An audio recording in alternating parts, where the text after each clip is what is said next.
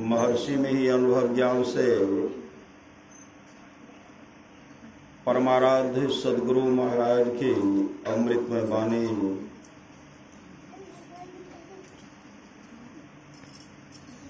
अभ्यासी को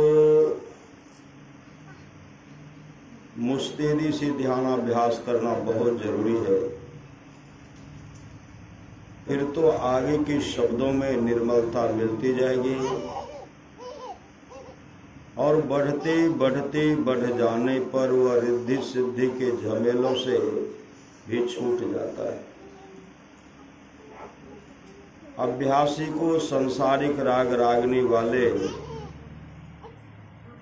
मीठे से मीठे तथा अद्भुत प्रभावशाली शब्दों में भी नहीं फंसना चाहिए। जैसे समुद्र की लहर तट पर समाप्त होती है, उसी तरह मन की लहरें नदानुसंधान में समाप्त होती है। मन को काबू करने के लिए नदानुसंधान से बढ़कर दूसरा कोई साधन नहीं है। जो कुछ नहीं लेता है वह सब कुछ पाता है। जो कुछ नहीं लेता है वह सब कुछ पाता है। जो कुछ पाने की इच्छा करता है वह कुछ नहीं पाता है। गुरु की सेवा करने से, उनकी आज्ञा में बरतने से गुरु और हरि दोनों की कृपा होती है। गुरु की सेवा करने से, श्री सद्गुरु गुरु की सेवा करने से, उनकी आज्ञा में बरतने से गुरु और हरि दोनों की सेवा होती है। सतगुरु सेवत गुरु को सेवत, मिटत सकल दुख झेला रे। ध्यान योग में पारंगत होने पर ही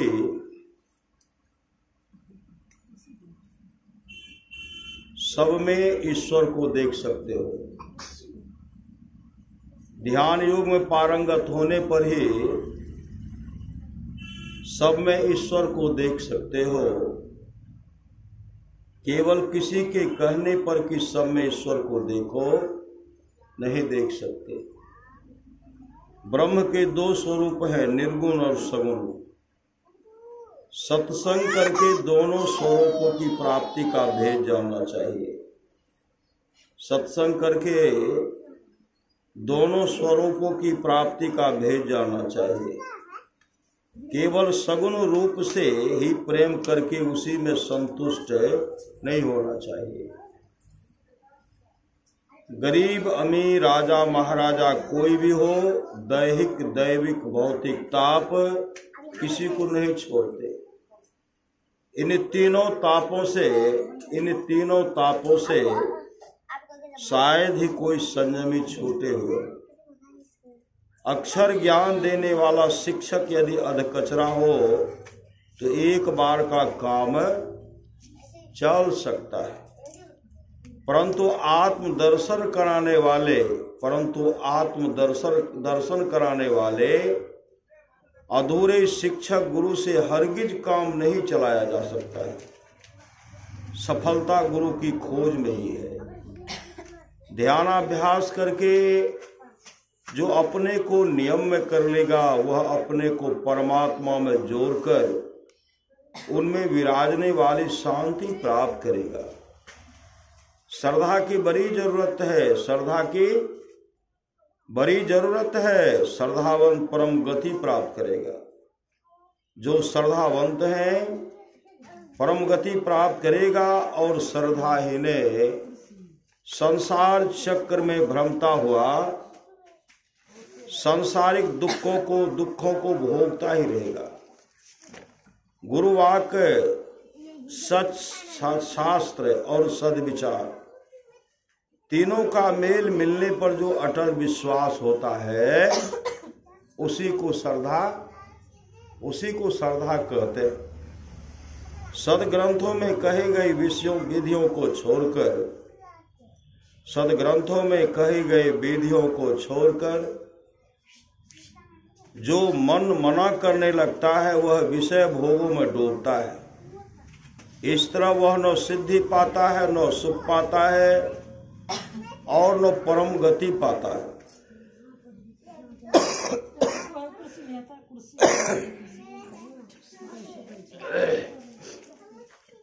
जो लोग बहुत दिनों से सत्संग करते आ रहे हैं, जो लोग बहुत दिनों से सत्संग करते आ रहे हैं,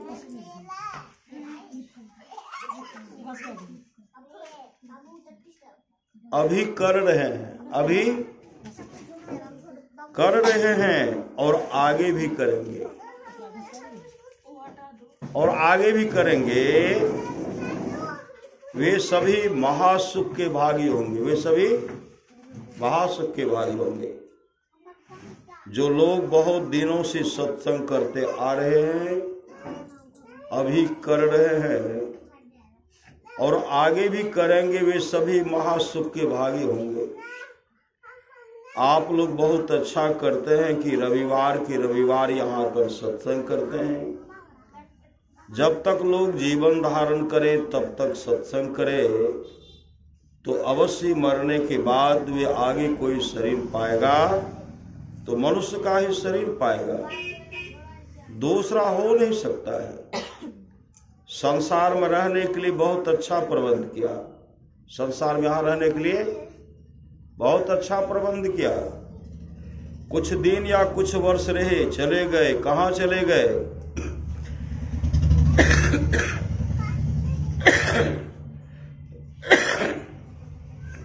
संसार में रहने के लिए बहुत अच्छा प्रबंध किया। कुछ दिन या कुछ वर्ष रहे, चले गए, कहाँ चले गए? इसका कोई ठिकाना नहीं। मतलब शरीर छोड़ने के बाद कहाँ चले गए, इसका कोई ठिकाना नहीं है। शरीर छोड़ने पर तुम दुख में नहीं जाओ, शरीर छोड़ने पर तुम दुख में नहीं जाओ, इसका प्रबंध कर लिया तब तो ठीक है, लेकिन नहीं किया तो अभी तुमको कुछ करना चाहिए, नहीं तो अपनी बहुत बड़ी हानि करते हो। इन बड़ी हानि से बचो।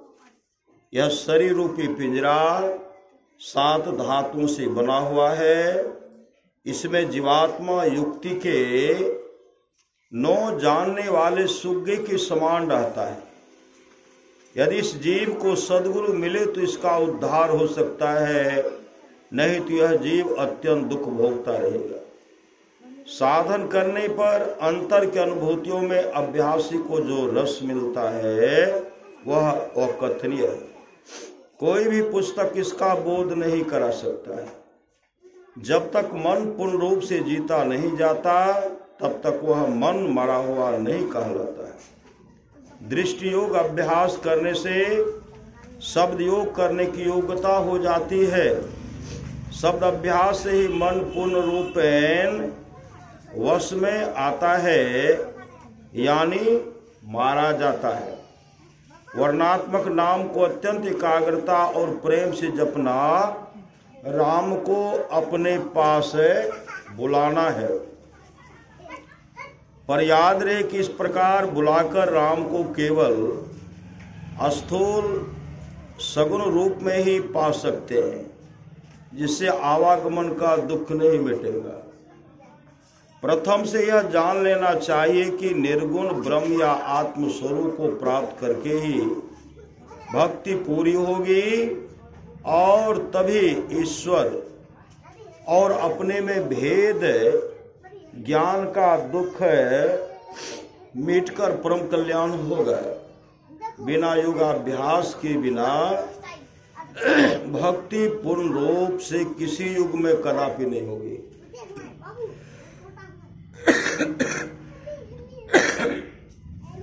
बिना योगाभ्यास किए भक्ति पूर्ण रूप से किसी युग में कदापि नहीं बनेगी।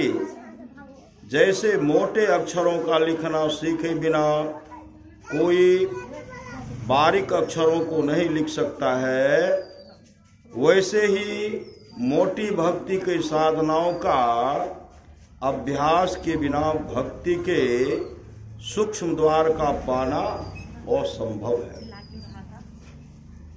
अभ्यासी को गुरु से भेद जानकर, श्री सद्गुरु, अभ्यासी को गुरु से भेद जानकर अभ्यास करना चाहिए। केवल पुस्तक पढ़ कर अपने ही अंदाज से अभ्यास करना हानिकारक है। तन मन से सेवा बाह्यमुखी सेवा है। तन मन से सेवा बाह्यमुखी सेवा है और निज मन से सेवा अंतर्मुखी है। निज मन से सेवा करने वाला ही पवित्र होकर ईश्वर की ओर चलता है। गुरु अंतर्मुखी होने के लिए उपदेश देते हैं। गुरु अंतर्मुखी होने के लिए उपदेश देते हैं। पूरे और सच्चे सदगुरु की पहचान अत्यंत दुर्लभ है। फिर भी जो शुद्धाचरण रखते हैं, जो नदानुसंधान का अभ्यास करते हैं और जो संत मत को अच्छी तरह से समझा सकते हैं, उनमें श्रद्धा रखने और उनको गुरु धारण करना अनुचित नहीं। दूसरे गुण कितने भी हों, परंतु आचरण में यदि शुद्धता नहीं पाई जाए तो वह गुरु मानने योग नहीं। जो केवल सुरत शब्द योग का अभ्यास करे किंतु ज्ञान और शुद्धाचरण की परवाह न करे, ऐसे को गुरु धारण करना किसी तरह भला नहीं है। सत्संग, सदाचार, गुरु की सेवा और ध्यानाभ्यास साधकों को इन चारों चीजों की अत्यंत आवश्यकता है। इन चारों में मुख्यतः गुरु सेवा की है। पाखंड अरु अहंकार तजे, निष्कपट हो अरु दीन हो, सब कुछ समर्पण कर गुरु की सेवा करनी चाहिए।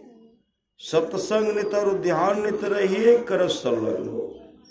व्यभिचार, चोरी, नशा, हिंसा, झूठ तजना चाहिए। गुरु भक्ति के विरोध में कुछ भी कहना फजूल है। गुरु की भक्ति के विरोध में, गुरु भक्ति के विरोध में कुछ भी कहना फजूल है। गुरु की भक्ति में उनकी आज्ञाओं को मानना ही मुख्य बात है। गुरु की भक्ति, साधु की सेवा, बिनु नाही कछु हो पाई हो। याते भजो गुरु गुरु नित्य रहो, चरण लो लाई हो। दुख दर्द भव के सब मिटे, दुख दर्द भव के सब मिटे, सतगुरु चरण नित सेविये। गुरु भक्ति बिन कछु ना बने, में ही सकल संतन कही। जीवन काल में जिनकी सूरत सारे आवरणों को पार कर शब्दातीत पद में समाधि समय लीन होती है और पिंड में बर्तने के समय उन्मुनी रहनी में रहकर सार शब्द में लगी रहती है, ऐसे जीवन मुक्त परम संत पुरुष पूरे और सच्चे सदगुरु कहे जाते हैं। श्री सदगुरु जिस महल में राम से मिल सकते हैं, जिस महल में राम से मिल सकते हैं, वह महल अपना ही शरीर है। जिस महल में राम से मिल सकते हैं, वह महल अपना ही शरीर है। अपने शरीर के अंतर की तहों में अपनी दृष्टि से देखे बिना राम को देख नहीं सकते। इस प्रकार देखने के साधन को ही दृष्टि साधन व दृष्टि योग कहते हैं। निर्गुण स्वरूप में और सगुण के सूक्ष्म और सूक्ष्माति सूक्ष्म रूपों में उनकी निस्बत केवल पढ़ सुन और विचार कर रत होना केवल कठिन ही नहीं बल्कि असंभव है। जैसे वर्णात्मक नाम भजन प्रथम अवश्य करना चाहिए, वर्णात्मक मतलब मंत्र को हमेशा जो है जपना चाहिए। जैसे वर्णात्मक नाम भजन प्रथम अवश्य करना चाहिए, वैसे ही अंत में ध्वन्यात्मक नाम का भी भजन अवश्य करना चाहिए। वर्णात्मक नाम अपने अर्थ द्वारा गुण प्रकट करके नामी का केवल परोक्ष ज्ञान देता है। और ध्वन्यात्मक नाम अपने आकर्षण द्वारा सुरत को नामी तक एकदम पहुंचाकर उसके अपरोक्ष ज्ञान का अनुभव करा देता है। स्त्रियों के लिए मोक्ष के हेतु उनके घरों के सास ससुर, पति और गुरु की सेवा में यथा योग्य बरतते हुए साथ ही साथ ईश्वर भक्ति में अनुरक्ति रहनी चाहिए। कोई तो यह भी कहते हैं कि यदि एक जन्म में सत्संग का लसंग लग जाए, यदि एक जन्म में कोई तो यह भी कहते हैं कि यदि एक जन्म में सत्संग का लसंग लग जाए तो अनेक जन्मों तक यह लसंग लगे हुए रहकर फिर सत्संग नहीं छूटेगा। फिर सत्संग कोई छुड़ाने के लिए प्रयास करेंगे, सत्संग नहीं छूटेगा और अंत में जीवन मुक्ति के बाद परम मोक्ष हो ही जाएगा। जब तक ईश्वर की कृपा नहीं होती है, जब तक ईश्वर की कृपा नहीं होती है तब तक माया से तर नहीं सकते, तब तक माया से तर नहीं सकते। ज्ञान को केवल सुनकर, विचार कर, समझकर और दूसरों को समझाकर वह अवस्था नहीं मिलेगी। दूसरों से कष्टों को पाकर भी,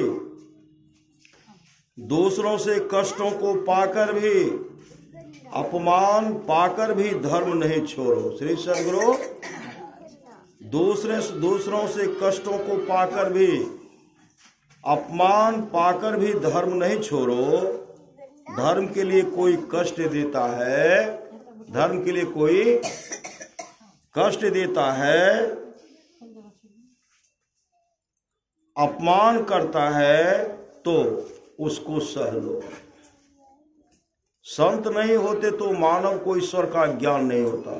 संत नहीं होते तो मानव को ईश्वर का ज्ञान नहीं होता। संत नहीं होते तो हमारा जीवन अंधकारमय होता।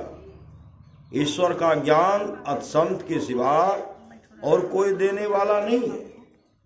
भक्त ईश्वर के दर्शन के लिए ललायत रहता है, दर्शन के बिना वह विकल रहता है। यह भाव जिसके हृदय में है वही भक्त है। यह भाव हृदय में रखना चाहिए। यह संसार मोह का नगर है। यह संसार जो है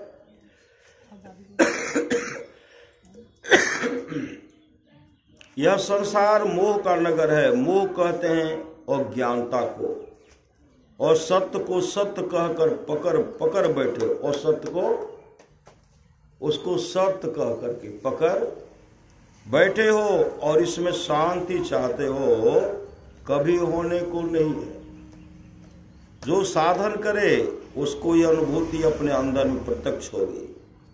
जो अच्छी तरह कोशिश करे अवश्य देखेगा ये कोई ऊंचे दर्जे की चीजें नहीं है, नीचे की है।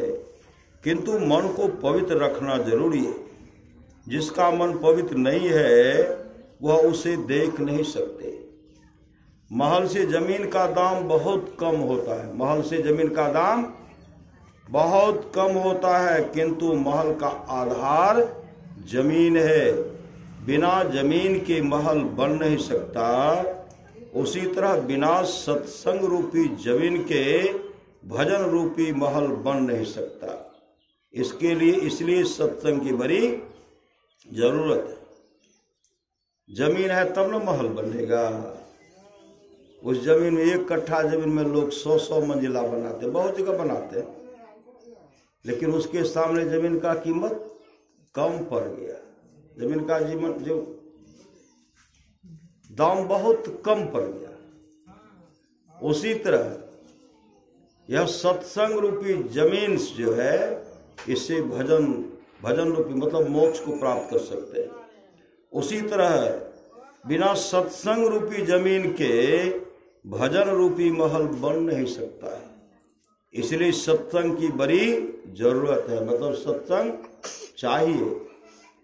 अंतर की गंगा में स्नान करो, अंतर की गंगा में स्नान करो तो शुभ और अशुभ सभी कर्म धुल जाएंगे। आवागमन से छूट जाओगे, जब उस परमात्मा को पाओगे तो कभी दुख में न आओगे।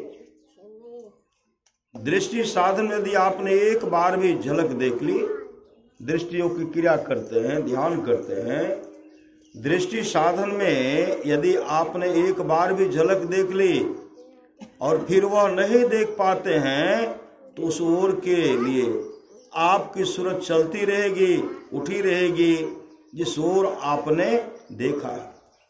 वैवाहिक संबंध जिस देश में गड़बड़ होगा वह देश एकदम खराब हो जाएगा, और जहाँ राज प्रबंध ढीला हुआ वहाँ दूसरे आकर बैठ जाएंगे। वैवाहिक संबंध के लिए अपने कुल में जैसा व्यवहार है उस तरह बरते। इस तरह जो बरतते हैं वे ही ठीक सत्संगी और सत्संगिनी है।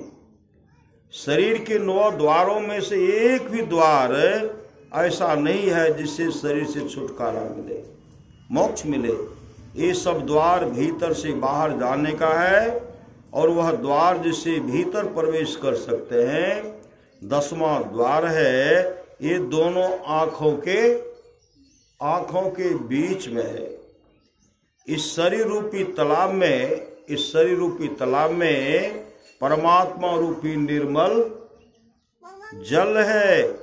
यदि माया के पर्दे को हटा दो तो परमात्मा का दर्शन होगा। जिसको देखना चाहो उधर अपने दृष्टि को ले जाओ, परमात्मा को देखना चाहो अपनी दृष्टि अंदर करो। मतलब ध्यान के द्वारा कहाँ करो? अंदर करो। संतों ने कहा दाएं गंगा, बाएं यमुना और बीच में सरस्वती की धारा है। इनमें गोता लगाकर देखो कि तुम्हारा मन कितना शुद्ध होता है। जो उस स्थान पर अपने मन को डुबाता है, जो उस स्थान पर अपने मन को डुबाता है, तो जितनी देर मन डुबा रहता है उतनी देर तक विषय वहां जा नहीं सकता। इसलिए यह सबसे उत्तम तीर्थ है। जो एक पल भी ठीक से साधन कर सकता है उसको कुछ न कुछ अवश्य मालूम होगा, लेकिन उसी कुछ में संतुष्ट नहीं हो जाओ। संतुष्ट होने से जो आगे मिलना चाहिए वह नहीं मिलता है। इसलिए और भी अभ्यास करो और आगे बढ़ो। ईश्वर का प्रेमी वह है जो अंदर में प्रवेश करके परमात्मा का प्रकाश पाता है। अंदर ध्यान करके अंदर में प्रकाश, परमात्मा का प्रकाश को पाता है, उसको परमात्मा से संबंध लगता है। जहाँ प्रकाश रहता है वहाँ शब्द रहता है। प्रकाश नहीं रहने पर अंधकार में भी शब्द होता है। अंतर जगत में जो कोई सुनने लगता है वह अंधकार में भी और प्रकाश में भी शब्द सुनता है। तृष्णा और इच्छा में शांति कहाँ? तृष्णा और इच्छा में शांति कहाँ? इच्छा की बढ़ती में क्या क्या मिले ठिकाना नहीं। इच्छा के वश में रहकर आदमी कभी कल्याण नहीं पाता। इच्छा पूरी करने के लिए हैरान रहता है और इच्छा पूरी हुए बिना ही मर जाता है। श्री सद्गुरु मन समेटने में भागता रहता है, लेकिन हारो मत। इसमें जो नहीं हारता है तो धारणा होती है। इसमें किसी को भी हिम्मत नहीं हारना चाहिए, चाहे वह हलवाहा हो, वह विद्वान, गरीब हो या अमीर, कोई रहो अभ्यास करो। कोई रहो अभ्यास करो। जिस काम के लिए बहुत कोशिश होगी, चाहे वह काम कितना ही कठिन हो, कुछ न कुछ अवश्य होता है। ज्योति और नाद ईश्वर के दोनों हाथ हैं, जो इनको पकड़ा वह ईश्वर से पकड़ा गया।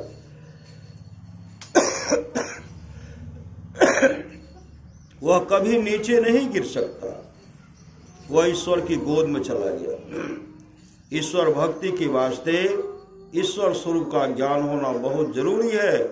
यदि ईश्वर स्वरूप का सही ज्ञान नहीं होता है तो ईश्वर भक्ति के बदले में माया की भक्ति में ही लोग लगे रह जाते हैं। ईश्वर भक्ति के बिना ईश्वर की सहायता नहीं मिलती, और बिना ईश्वर की सहायता के सत पर प्रतिष्ठित रहना बड़ा दुष्कर है। यह बहुत कठिन साधन है, धीरे धीरे लोग इसमें पूरे होते हैं।